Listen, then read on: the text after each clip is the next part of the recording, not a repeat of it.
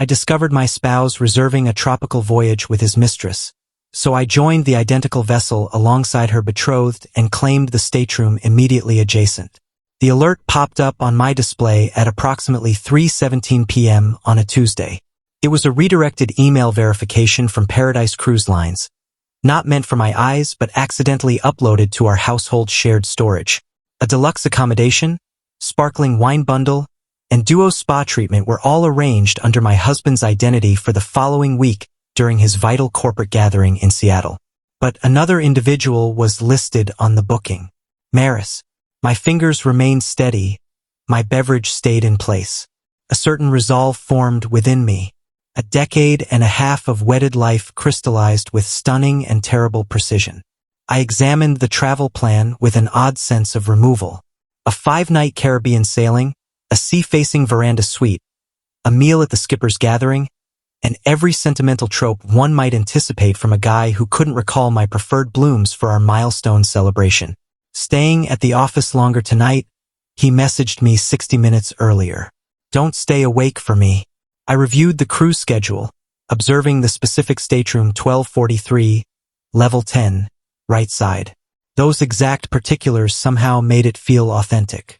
This went beyond a mere fling. It involved scheming, plotting, and constructing an alternate existence while I upheld our shared one. How blind I'd been. I remember rising and heading to our joint sleeping quarters wardrobe. His formal wear dangled next to my garments, as though they fit there. His footwear lined up with mine. The closeness of our possessions abruptly felt repulsive. My device buzzed once more as I prepared to yank his clothes off the hangers to shred the material and erase the recollections. Another alert from the household storage. An image materialized. A youthful fair-haired lady with flawless smile stood before a reflective surface in undergarments still bearing cost labels. The note read, "Eager for you to remove this during our getaway." Ticking off the hours. I knew her. Maris, the fresh client relations manager at my husband's firm. The one he demanded we include at our holiday party last December. The one who gazed at me with pity while accepting a goblet of vino in my home. What prevented me from demolishing his items wasn't self-control, but a stray recollection. A dialogue I caught at a benefit event 3 months back. Maris chatting freely about her commitment to a technology innovator, displaying a dazzling gemstone band, and bragging about her approaching summer nuptials. I settled on the edge of our mattress, device still gripped, and attempted something unfamiliar. I searched her identity on online networks. Her page was open, filled with labels like fortunate and soon-to-be bride.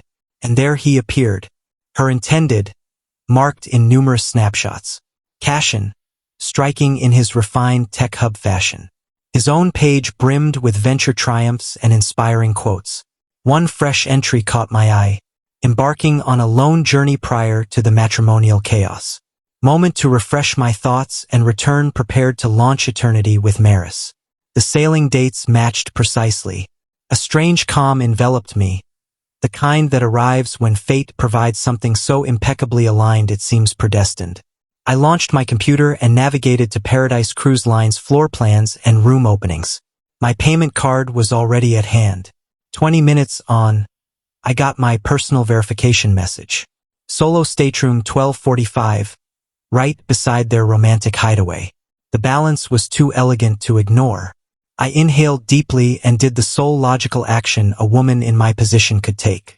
I located Cashin's professional contact on his enterprise site and dispatched a message. "Mr. Cashin, I think we need a vital discussion regarding our mutual significant others and their upcoming tropical sailing. Are you free for a beverage tomorrow? It involves your betrothed, Maris, and my spouse, who have arranged plans I feel you ought to know about. I've included the reservation proof." I didn't weep. I didn't shout. I simply waited and observed the tiny indicators showing he was viewing my note. Composing, halting, composing anew. He replied 3 minutes afterward. Location and time. The following day, I positioned myself in a secluded nook at an upscale city center eatery, gazing toward the entrance.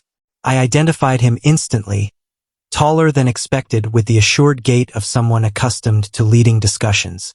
His gaze locked with mine from afar, acknowledgement, comprehension, the look of someone whose reality had also crumbled.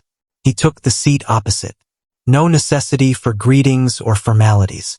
Display all the details, he requested softly, and I complied. By the point our drinks had cooled, we had forged a partnership rooted in shared deception. Not merely a partnership, a covenant or scheme. They believe they're so intelligent, I remarked, permitting myself a wistful grin at last. They haven't a clue what's approaching. Cashin's features tightened with resolve. What precisely do you propose?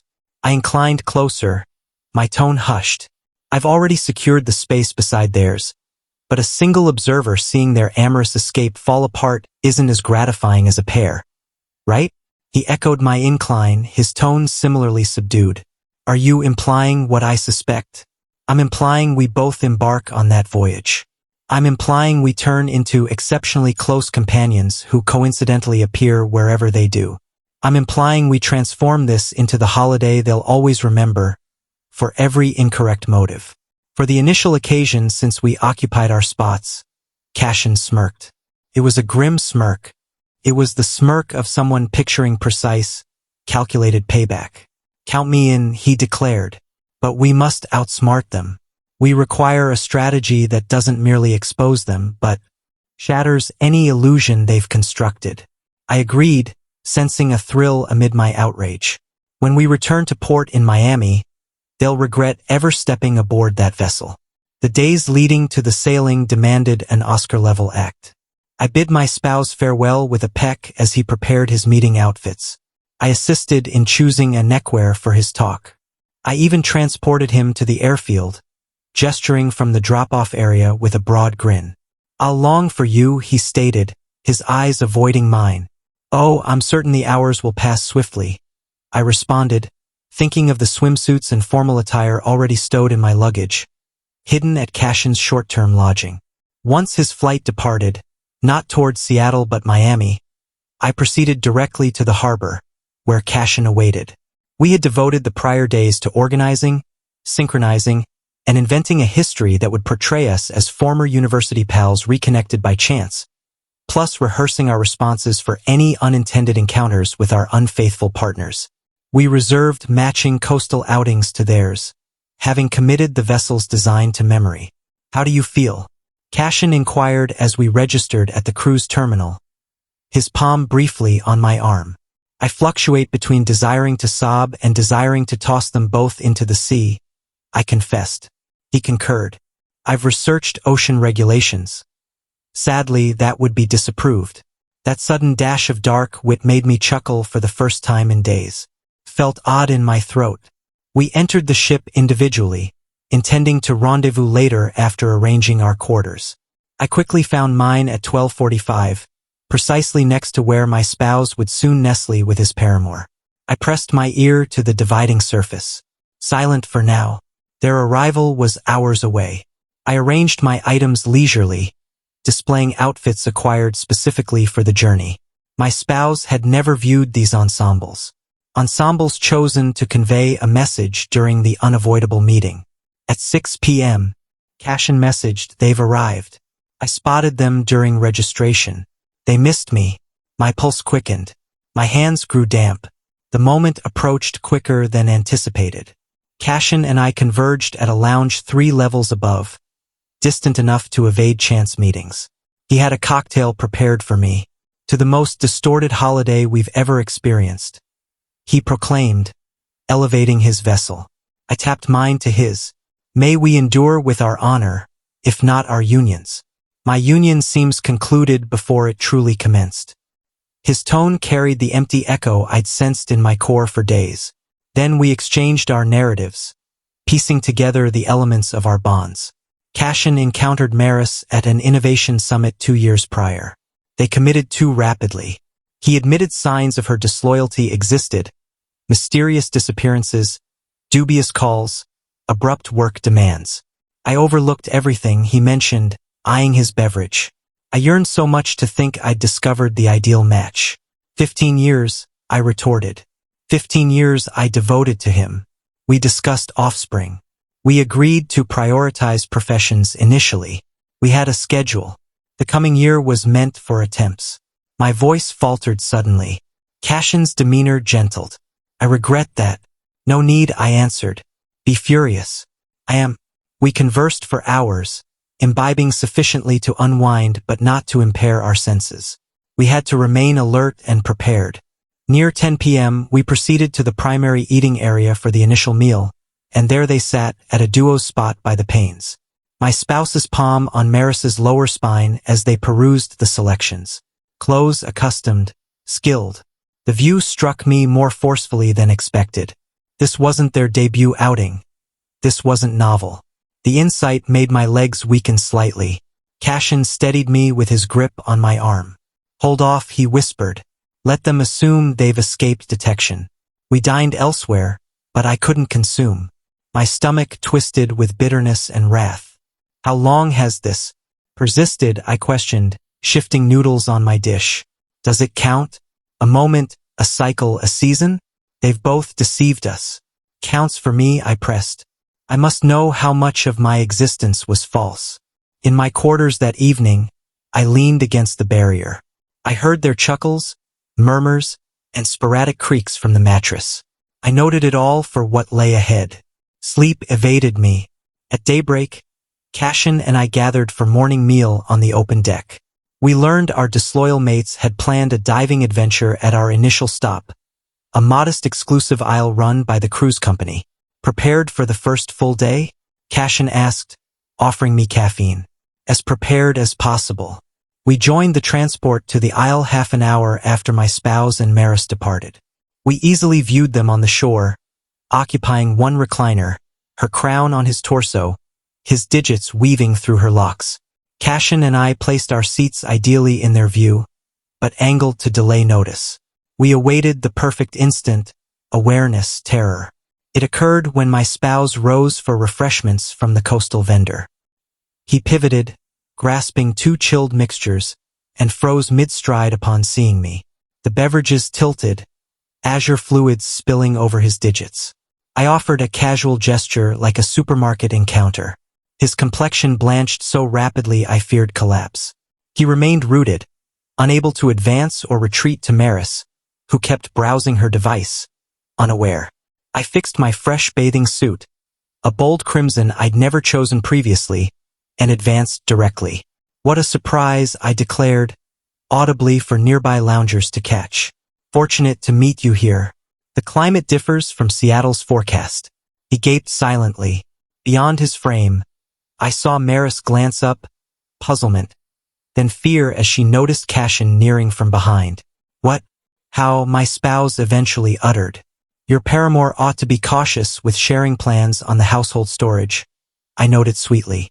Oh, and meet my acquaintance Cashin. I believe. He knows your companion already. I turned to Maris, whose skin had turned milky pale. That betrothal jewel shines in the rays. Does your intended realize you're committed? Or is that a minor oversight while organizing your intimate escape? Onlookers gawked now, witnessing the spectacle on the immaculate sands. This isn't as it appears, my spouse finally claimed, in the most cliched manner. Truly? I queried, eyeing the pair of azure drinks, Maris's stunned look, then him. Since it seems precisely like you're sailing with your mistress while claiming a work event in Seattle to your wife. Cashin approached and spoke to Maris. We've reserved identical land activities. What a splendid happenstance. Ample group moments on this voyage. And that marked the start. The initial of 5 days. The onset of what became the most tormenting holiday for two who thought they'd evaded consequences. I understood then I'd offered this man all. My prime years, my faith, and steadfast backing through career shifts and kin sorrows. I'd stood by through everything, believing we built something enduring, yet meanwhile he'd forged his separate path, excluding me. I granted them one last grin. Savor your beverages. The sailing has just commenced. That evening, Cashin and I reconvened in my quarters, reviewing the day's clash and refining our tactics for the forthcoming periods. The preliminary jolt provided gratification, but it fell short. Their disloyalty ran too profound. They're shaken, Cashin noted, striding the limited area of my space. I caught Maris attempting to alter their meal bookings and land plans. I affirmed, browsing the vessel's program on my screen. They won't succeed. I've connected with 3 staff who inform me of any adjustments they attempt. This transcended impulse. In that preparation week, I was methodical beyond imagination. My spouse didn't know that before departing home, I'd captured images of his office records. I'd retrieved his message logs via our cellular services archive. I contacted our financial institution and traced key outlays from the past year, forming a distinct chronology of his liaison through lodging charges and present buys. What Maris ignored was Cashin had been equally thorough, capturing dubious communications, tracking her position data, and crucially, recording her redirection of venture capital to lavish purchases. Tomorrow's the elegant supper I mentioned, scanning the agenda. They'll anticipate disruption. Cashin ceased moving. So we avoid it. We act contrarily. Precisely. I grinned, feeling icy sharpness. We'll be gracious, amicable too. We'll propose they share our seating. We'll converse lightly about mind games. Cashin agreed appreciatively. The dread of clash often exceeds the clash. I rose and approached my baggage, retrieving a bundled set. I've reserved this for the proper time. Now I see when to deploy it. Within were snapshots, surveillance images from the vessel, of my spouse and Maris from earlier trips. Timestamps, confirmations of a sequence spanning 18 months. The security head had been remarkably helpful after I outlined my plight, with a generous advisory payment. How did you obtain these? Cashin asked, amazed. Suffice to say, when your spouse boasts of consistently using the same cruise operator for work travels, it forms a trackable trail. I arranged the images by date. 8 voyages in 18 months, always together, always amid alleged summits or client sessions. Cashin exhaled softly. That's not an affair. That's a parallel bond. Precisely. And tomorrow evening, I want them to grasp we know all. Not solely the sailing. We remained awake beyond midnight, orchestrating each interaction and casual meeting for the days ahead. We no longer improvised. This was deliberate reprisal. The next dawn, we attended another land outing, this time to explore historic sites at our first destination. Cashin and I showed up punctually, just as my spouse and Maris prepared to enter the excursion vehicle. Upon sighting us, their faces drained of color. I beamed brightly and claimed seats directly aft. Morning greetings. Rest soundly? Maris stared forward, stiff with anxiety. My spouse offered a weak grin. Listen, we can discuss alone. Oh, abundant time for that, I assured. 3 additional days on this charming vessel. No hast. During the outing, Cashin and I maintained courteous dialogue, sporadically posing harmless queries to our tense companions. Explored these sites previously? Isn't the design captivating? Each routine exchange seemed to heighten their unease more than outright challenge would. Upon returning to the ship, they appeared visibly distressed, trading fervent murmurs, glancing back, startling at every turn where they caught sight of us. For the elegant supper that night, I wore a dark gown bought specifically for this trip. Refined and subtle, yet with sufficient sharpness to declare intent. Cashin sported a tailored outfit highlighting his fit form. We arrived at the eating hall deliberately, a quarter hour after my spouse and Maris sat. Might we accompany you? I inquired, already positioning a chair at their duo's arrangement. The host indicated availability. He couldn't decline sans spectacle. Bound by etiquette, they fidgeted as we situated ourselves. Splendid night, isn't it? Cashin queried, spreading his cloth with refined poise. Maris, that gown seems known. Didn't you sport it at the Henderson benefit event last month? Her gaze widened a touch. The Henderson event had been a professional gathering, where she introduced my spouse as a coworker. Yes, I believe that's right, she whispered. I signaled a server. Sparkling wine for everyone, if you please. We're toasting a milestone. My husband's features darkened. What precisely are we toasting? I beamed while retrieving an envelope of snapshots from my handbag. Milestones, particularly the 18-month mark of your initial voyage as a pair. I laid out the snapshot. Across the surface one after another, much like distributing playing cards. Tropical islands, March of the prior year, European seas, May, northern glaciers, July, each during periods you claimed were work-related journeys. His complexion paled dramatically. How could you? I've long appreciated your reliability, I stated, my tone even amid my pounding pulse. Identical voyage operator, frequently the same room type, rendered tracing remarkably straightforward. Maris's fingers shook as she reached for her hydration vessel. Cashin chose that instant to add his input. On the topic of reliability, he commented, pushing a dossier toward Maris. I've examined our enterprise's monetary records. Curious sequence of deductions aligning with these voyage timelines. Her vessel paused midway to her mouth. That's incorrect, you lack evidence. Our backers showed keen interest in the records, Cashin noted serenely. I held an intriguing discussion with them the day before. This was the instance I'd anticipated. Observing the emergence of awareness that we weren't merely outraged partners reacting impulsively. We'd been systematic, enduring, we possessed proofs, both tangible and metaphorical. What are your demands? My spouse eventually asked, his words scarcely audible over the eatery's ambient noise. I bent nearer, holding his stare. For this evening, merely a meal, amiable dialogue. Perhaps you might inform Cashin regarding your upcoming summit calendar. I'm certain he'd find it fascinating to learn which professional outings are truly intimate escapes. They remained immobile, ensnared in their own network of deceptions. As the attendant neared with the bubbly, I elevated my flute. To honesty, it invariably emerges in time. During the meal, we upheld a cordial exchange, sporadically inserting details that revealed how thoroughly we'd probed their liaison. Each revelation felt like a targeted slice, minor cuts that accumulated into substantial harm. By the sweet course, they both seemed visibly ill. When we finally rose to depart, I set an access card on the surface. For your ease, I explained. It's for the space next to yours. We've alternated monitoring via the partition. The insulation proves unexpectedly inadequate. My spouse's features twisted with the insight that even their most secluded instances had been compromised. As Cashin and I departed, he murmured, "That was brilliant.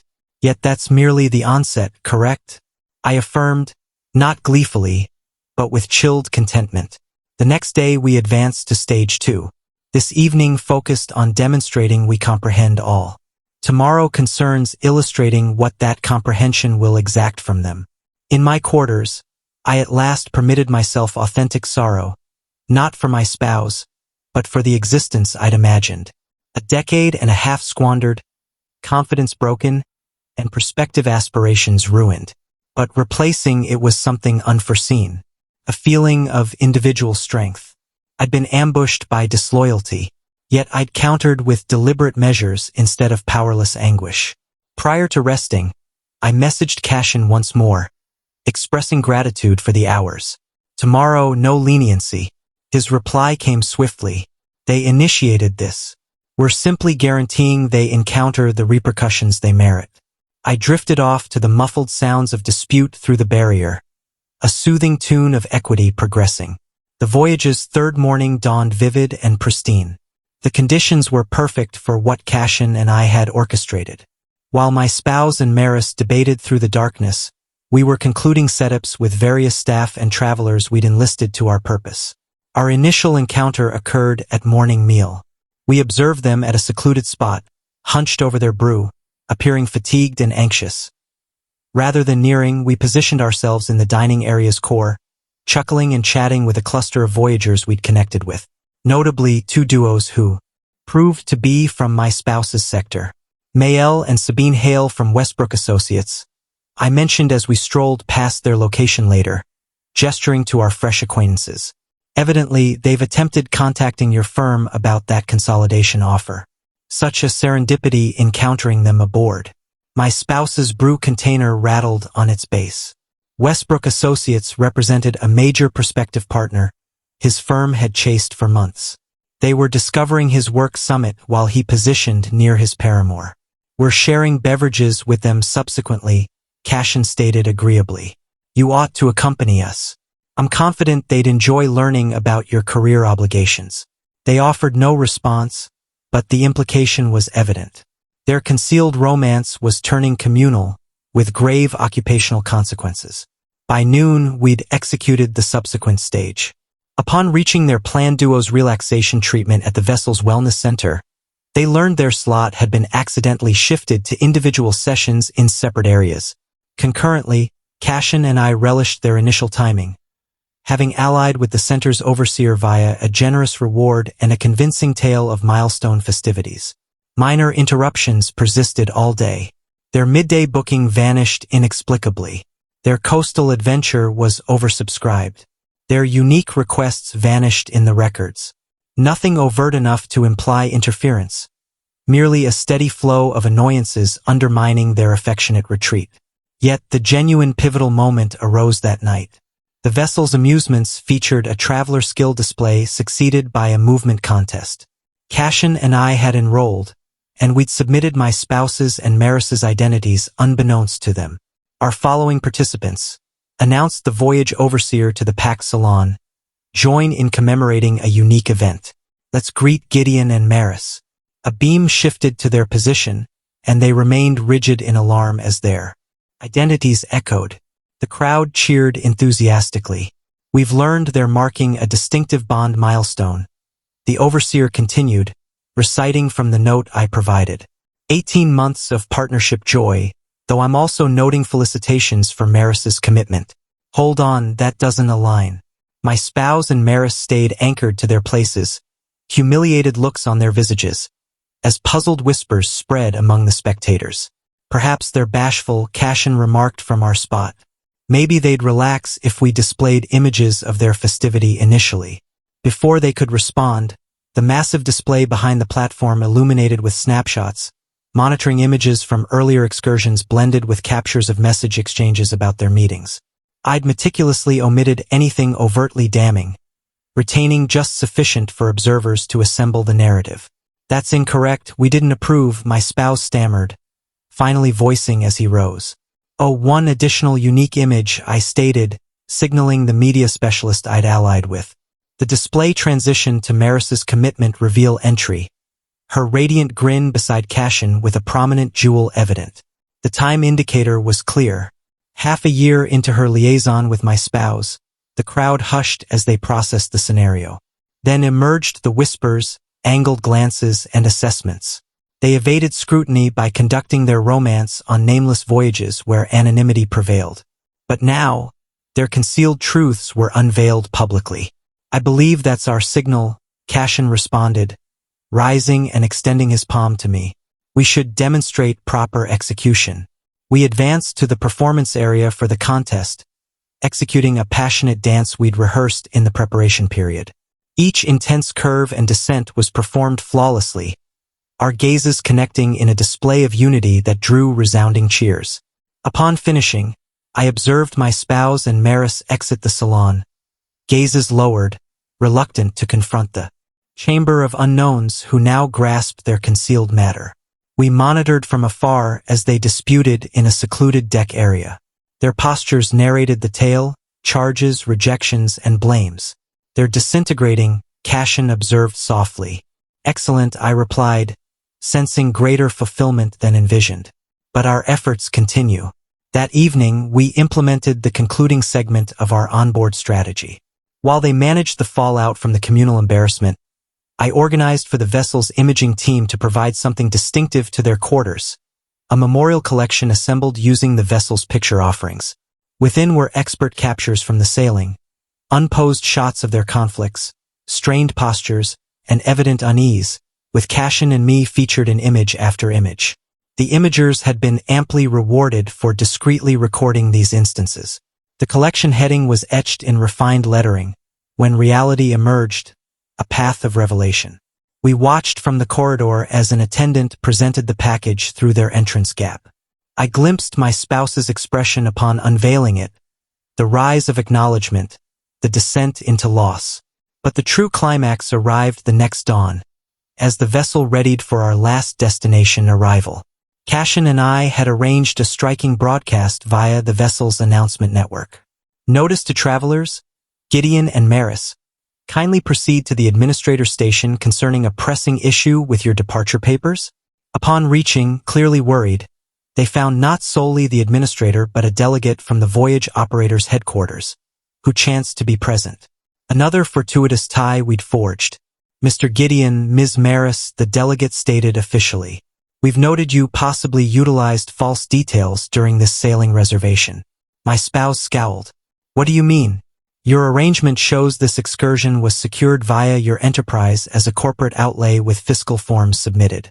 Thus, yet the character of your visit seems personal, not occupational. Maris blanched. That's false, we haven't.